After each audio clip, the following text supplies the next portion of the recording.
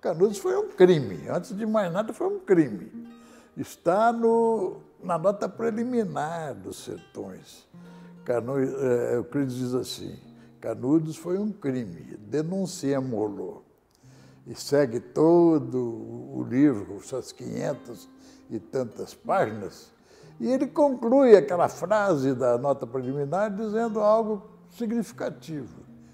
Assim, é que não existe um Maudsley, que era o psiquiatra inglês, para os crimes e as loucuras das nacionalidades.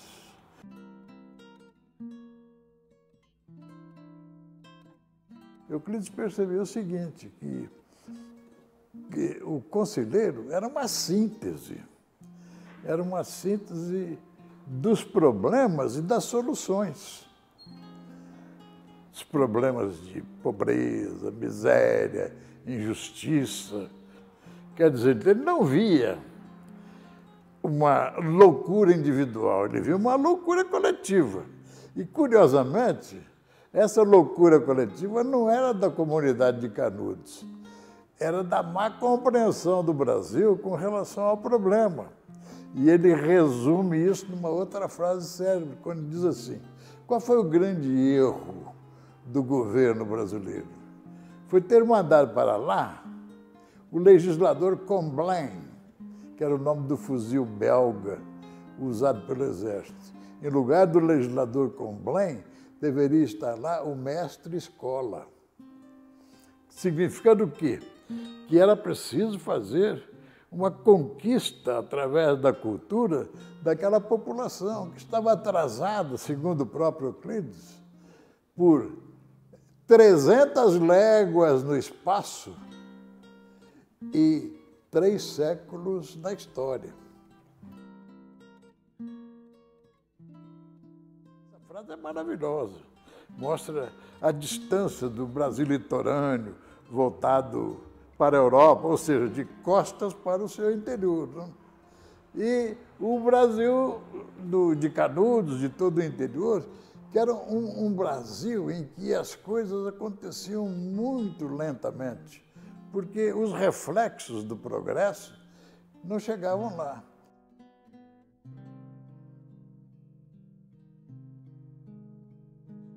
E o Teodoro Sampaio era isso, ele era um sábio, não? Um sábio que amava a terra e tudo mais, e entrou em estudos que até hoje não foram devidamente avaliados. Por exemplo, eu acho um dos livros mais importantes, do ponto de vista de pesquisa no Brasil, do Tupi na Geografia Nacional. A confiança de Euclides, do Teodoro Sampaio, é de tal ordem que ele não se atreveu a ir a Canudos sem antes falar com o Teodoro Sampaio. Foi à Bahia para falar com o Teodoro Sampaio para se orientar a respeito das coisas. Onde é que aquele sujeito foi achar tanta informação como o Teodoro Sampaio? Então, era uma admiração de Euclides muito grande e influência direta. Ele se cercava bem. Viu?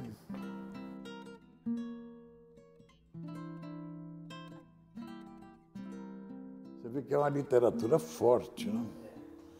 Agora, o Franklin Távora tem coisas admiráveis. Né? E eu tenho certeza de que o Euclides da Cunha leu o Franklin. O Ariano Suassuna, quer dizer, é um euclidiano, você não pode deixar de reconhecer. Não? Você pega o Alto da Compadecida, você tem personagens que Euclides subscreveria com todo prazer. Não? Talvez ele não subscrevesse a Compadecida, propriamente dita. Não? Mas a gente percebe que tem aquele cheiro de terra, cheiro de gente. Não? O Chicó, que figura maravilhosa. Você não pode negar Gilberto Freire, pô. Ele trouxe para a interpretação sociológica do Brasil dados que apenas as universidades americanas mais adiantadas tinham.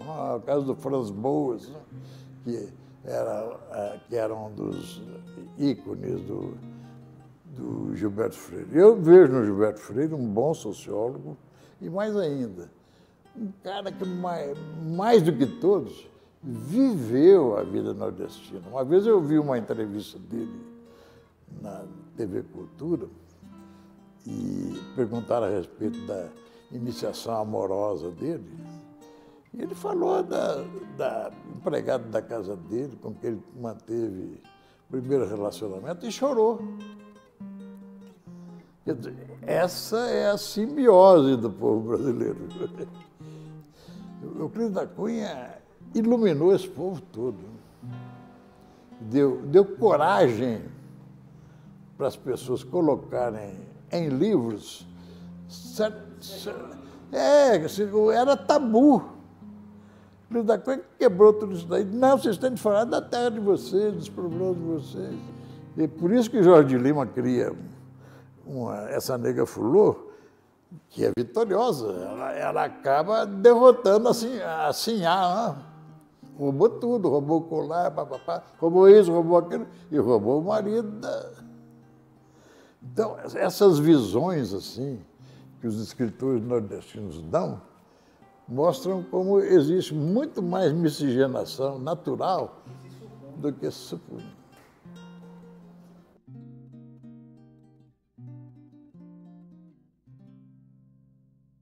O problema de Euclides da Cunha quanto a esse item específico que você levantou é que ele foi para Canudos cheio de ideias preconcebidas. Não? Ele achava, por exemplo, que Canudos era um movimento monárquico. Não?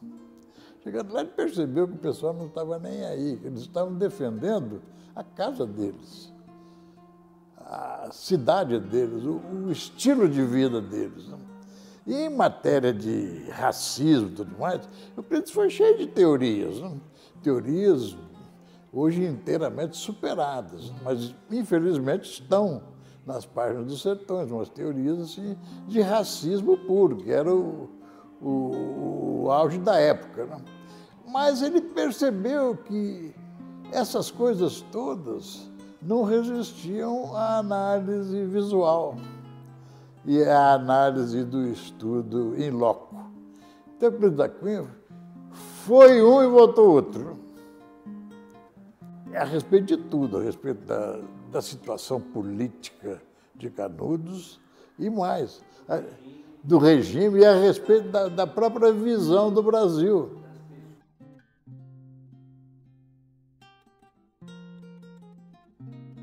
Há muita coisa que o Euclides da Cunha escreve, você vai percebendo, aquilo é uma confissão. Né? Tem um profundo retorno para ele mesmo.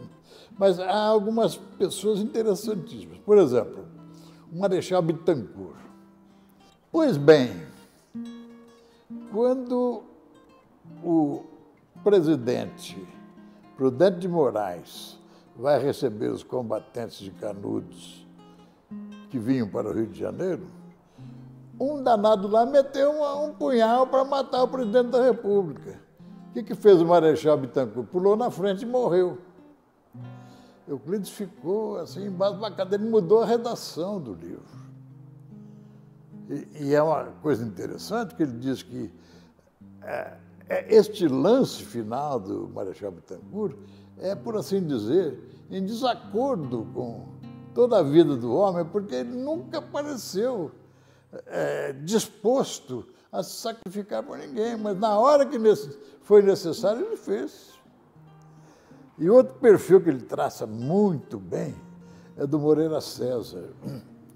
O Moreira César tinha vindo de Santa Catarina, onde ele foi lá abafar a Revolução Federalista, e ele passou pelas armas, pela degola, uma porção de gente.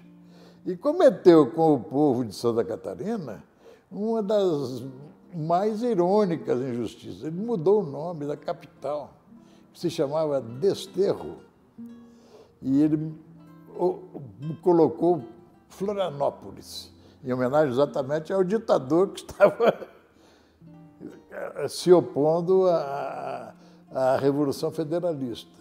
E ele foi para Canudos assim como um herói nacional, sabendo que ele iria resolver o caso brincando. Tanto é que ele chegou lá e disse assim, vou mandar um cartão de visitas a Canudos, e mandou soltar um tiro de canhão. A chegada dele. Ele morreu. Isso é uma coisa maravilhosa, não? Do ponto de vista assim, puxa vida, como a realidade supera o desejo, não? Eu acho que daí muito importante. O Dacunha percebeu tudo isso. Aliás, ele percebeu, com um certo pessimismo, todas essas mentiras brasileiras, não? Ele achava o Brasil um país extremamente mentiroso, extremamente falso.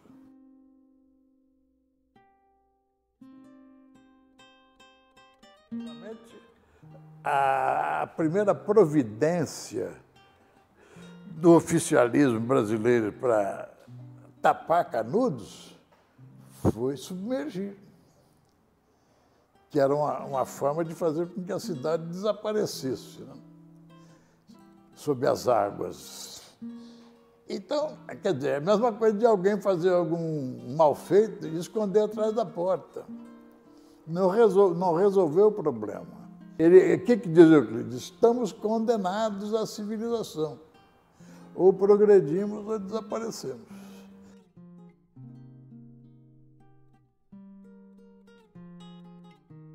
Tudo isso aí é homenagem de Euclides à falsa ciência vigente no tempo.